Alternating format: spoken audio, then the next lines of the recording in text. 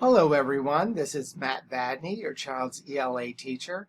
Right now what you're looking at is a display of the apps that come with a Gmail account when you use Google's Chrome internet browser. To be honest, this is just an experimental instructional video. In my view, it's very important that your kids have access to a lot of the accessibility tools that come with Google Chrome when using the internet or perhaps when writing. And so I strongly suggest that on your own you create a Gmail account, which is free, with for your kids, okay?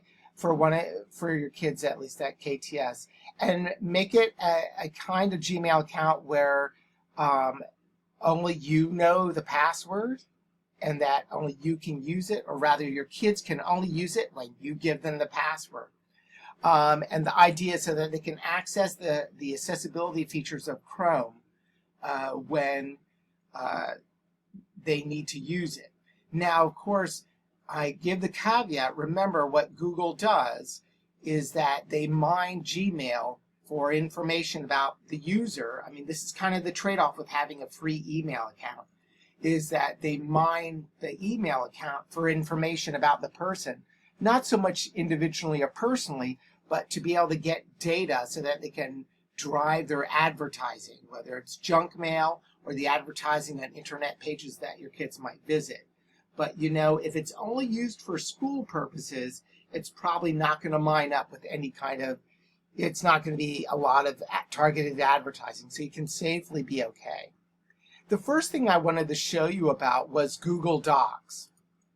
So when you click on the apps, and you'll find the apps, let's see if I can shift it over here. If you see, a lot of times on the toolbar, oh look, you can pay me. There's a little colorful box of apps. If it's not on the toolbar, it's actually going to be over here next to the person's name, the student's name. And when you click on that, you get the basic apps. There's the web store, which you can get special plugins for this Chrome browser that will read internet content for them or help them write content onto the internet. There's Google Drive, where they can save documents. So sort of think of it as an online hard drive to save documents. Certainly you know what Google Search is, Gmail. YouTube is part of the Google universe. Google Sheets, that's sort of like the Google version of Excel's, and Google Slides, which is the version of PowerPoint. And of course, remember, all of these documents that you have, you can share with others on the internet. So if your student was to do a written assignment for me, they could, rather than have to email it to me or print it out, they could just share it with me using my KTS address. But let's just double click on Google Docs, okay? When you have Google Docs, you get all sorts of different kinds of book report forms, or writing forms: blank, letter, essay, report, another kind of report, and a book report. Yay! If you click on a blank one, I'm going to expand this up here, this screen here, screen capture. Okay, I had to keep it simple because after all, this is a free program and I'm almost done. Okay, up here in an entitled document, you would put the name of your assignment. And of course, obviously you would, on the document, you would use it as just like a Word document. It has all the fun things: fonts, font sizes, bold, italics, underlining. You can even change the text color. Don't bother doing that. It drives me crazy if you're doing it for an assignment. Certainly you can start an assignment, you can rename it, you can open new, you can place it somewhere and make it to a new location. But here's the one that matters to me. If you click on Tools, there's voice typing. And a lot of kids have seen this last year. You talk naturally into it, but you've got to remember to mention your punctuation. Hello, this is Matthew Vadney, period. As you can see, if it doesn't recognize your last name, and it usually won't, you'll have to go back and type it. But then you just go back and start again. This is a demonstration of how kids can use voice typing on a Google document to submit an assignment, period.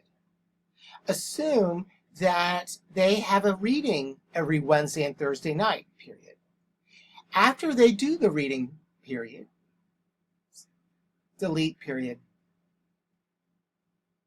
comma, they should come up with an answer to the questions that follow, period. If they put their name on the document, comma, the name of the assignment, comma, and then identify which number they're answering, comma, they can just say what the answer is, period. As you can see, comma, I'm speaking at a normal pace, comma, however, I am using a microphone, period. I don't like that. Delete. Now I'm going to use the backspace key because that doesn't disappear.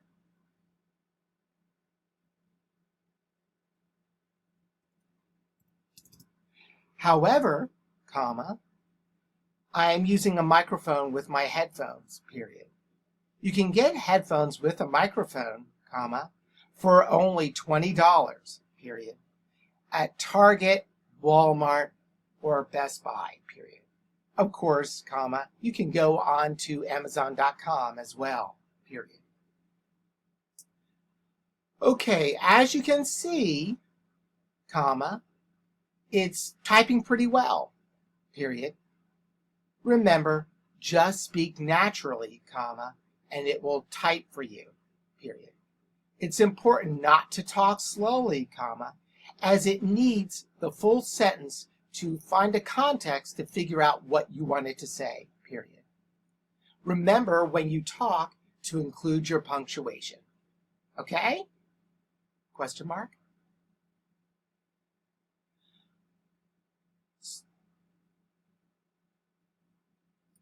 Okay, I wasn't really sure how to put a return line in.